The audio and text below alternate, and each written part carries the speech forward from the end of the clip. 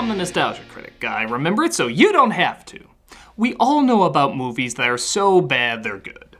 Your Happenings, your Birdemics, your Rooms. It seems everybody has a film that is so incredibly awful that they can't help but laugh at it, making it enjoyably good. But this got me thinking, if it can work so well one way, why can't it work so well another way? Can a film be so good that it's bad? How would that be possible? What does it even mean? You don't have an incredible meal and say it's so delicious it tastes awful, so how could this work for film? How could a movie have so many positive things that it could ultimately equal something negative? I didn't really know which examples to pick, seeing how this was kind of a different idea, so I decided to look at films that everybody seemed to love, but just never seemed to grab me. Not bad by any means, but something about them just didn't move me like I think they were meant to. As a critic, it's kind of embarrassing when you find a film that either does or doesn't work for you, but you can't really explain why. That's your job, to point out strengths and weaknesses and what we can learn from them. But I think everybody, critic or not, has several films they just can't get into and don't really know how to explain why. Because they themselves don't know. You can't say it's bad, you can't even really find anything wrong with it. But there's a strong disconnect that shouldn't be there. Yet for some reason, it is. Could this so good it's bad idea be the reason? Was something so great at hitting so many people that it fails to have a personal touch with you? Is it just difference of opinion, or could it be something more? I started putting together a list of movies that left this kind of impact on me. And keep in mind, this is my list. If you have strong opinions on these movies, great. This is just to give you examples of the idea I'm talking about.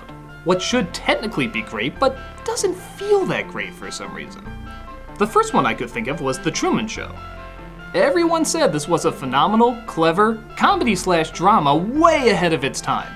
And it was. When I saw the movie, I didn't really see anything wrong with it. Carrie was fine, the direction was smart, the writing hit all the right notes. So how come I wasn't crying at the same time Jim Carrey was crying? How come even though I wanted to know what was gonna happen at the end, I wasn't quite at the edge of my seat?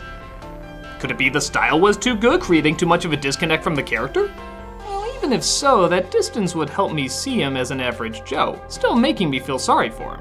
In a strange way, distance in this kind of movie could actually help me feel more for him. Was it too much talking and not enough visual emotion? Doesn't seem like it. The visuals are stunning and very strongly emulate what the characters are going through. Everything seems right for a great movie. So how come I don't feel the same thing that I felt in other great movies? Why am I only slightly invested but not incredibly invested? Let's try another one with a powerhouse of great actors based on one of the greatest plays ever written, The Crucible. Based on the Arthur Miller classic, this movie about one of the darkest times in American history not only works as its own disturbing tale, but also as an allegory to the then prominent McCarthy trials, as well as a gathering place for some of our best actors like Daniel Day-Lewis, Joan Allen, and Winona Ryder. Again, everything seemed perfect. The text is perfect, the actors are perfect, the direction seemed perfect. So why wasn't I seeing it as one of the greatest things ever made? It was suspenseful, it was emotional, but it wasn't great. Everybody talks about the power of the play, but nobody talks about the power of the movie, which is almost line for line from the play. Again, I don't know anybody who hated it, but it's hard to find a person nowadays who says they love it. What was missing? What could possibly be missing? Everything needed seems to be right there. Maybe they're too safe to leave that big an impact? Well, that wasn't the case in Bram Stoker's Dracula. This, by any means, is an amazing film, combining old school effects with new technology, telling the story of Dracula the closest to the book, while also having one of the most amazing visual styles ever put to cinema.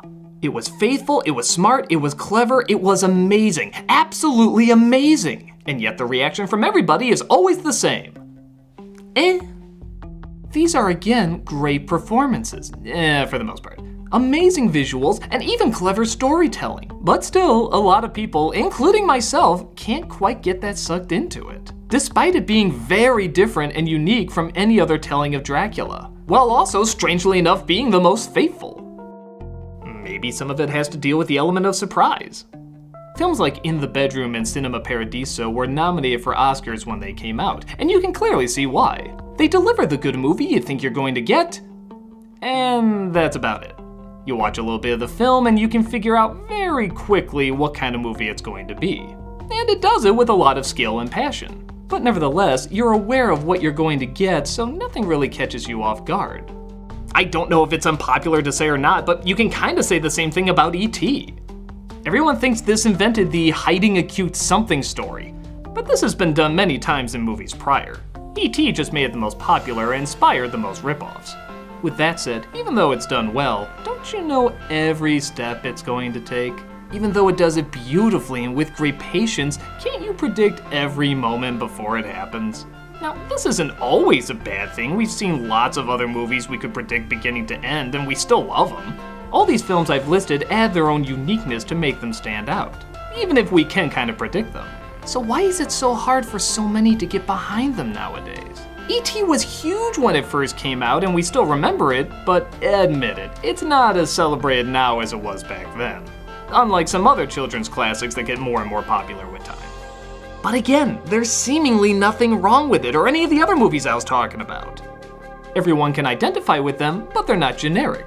They stand out, but not for the wrong reasons. They accomplish exactly what they were meant to accomplish. They're actually about as perfectly told as movies in these genres could be told. So how come many of us can't get into them as much as we should be getting into them? Does it make sense to criticize a film for being too good? I then started to think about my favorite movies and what made them stand out. Brazil, for example, is my favorite film, with its dark, surreal, comedic take on an overblown Orwellian future. But even I acknowledge it has a few problems. The action's not always that great, the pacing can be slow in a few areas, and the plot can be hard to follow at times. Amadeus, another one of my favorites, is about as perfect a movie as you can get. But even it took the risk of throwing in historical fiction, purposefully getting things false, thus always making it worth conversation.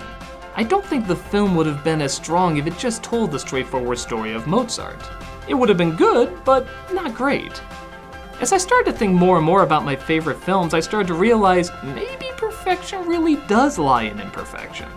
It's kind of like the example I used in my Smurfs review when I said what would you rather watch, a Mario game where everything goes one speed or a Mario game where there's stops and mistakes? The flawless version is interesting and takes great skill, but the one with the mistakes is more suspenseful and therefore more engaging. Maybe the same way we want good things and bad things to happen in a movie story, maybe we also want the movie itself to have good things and bad things. Perhaps we do want to see stuff wrong with it. Perhaps it emphasizes how human it is, how fallible it can be, so we know that when we reach the truly great moments, it's all the more deserved. They say great entertainment should feel flawless, but maybe it's the flaws that make us realize that is great. Not that any of these movies I mentioned before are bad, quite the contrary. There's a story about a producer who applauded at the end of every movie, no matter what it was, because he knew how hard it was for a movie to get made. Any film is difficult to get working, with so many people, financiers, producers, and so forth, all trying to turn out their idea of a good product. The fact that a film can be perfect to a fault is not something to be ashamed of. It's actually quite admirable. But at the same time, it does make you realize how important it is to have chinks in the armor, a slight dent in the vase to show it was made by human hands. What is film but a means to realize and treasure how unique being human is? And the more human a film feels, including having the faults, the more we're most likely going to identify with it. Again, that's not to say these films are inhuman in any way, or whatever films you feel match this criteria. It just emphasizes what a variety of both subtlety and extremes were offered, whether they be good, bad, or too good.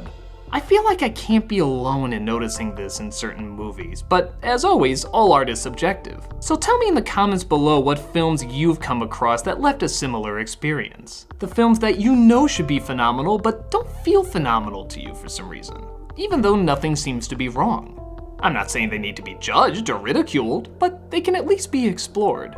What films should have left you bawling with emotion, but for an almost unexplainable reason, didn't? What puzzle had all the correct pieces but didn't click together? Let's see if there's really something to a tale being too perfectly told. List them below, talk about them, and see if anyone else can understand this realm of being perfectly flawed. I'm the Nostalgia Critic guy, remember it so you don't have to.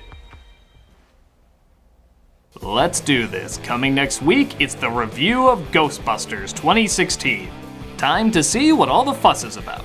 But you can see it now under Vessel's ad-free early access. Just $3 a month to see tons of people's videos early, as well as a bunch of other extra features.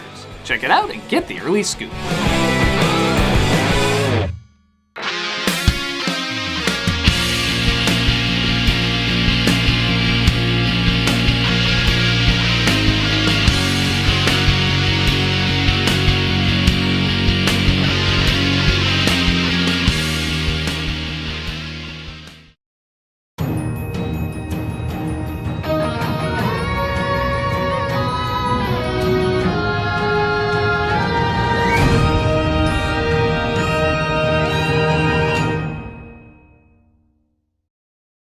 Hey, Doug Walker here doing the charity shout out, and this week we are doing the American Kidney Fund.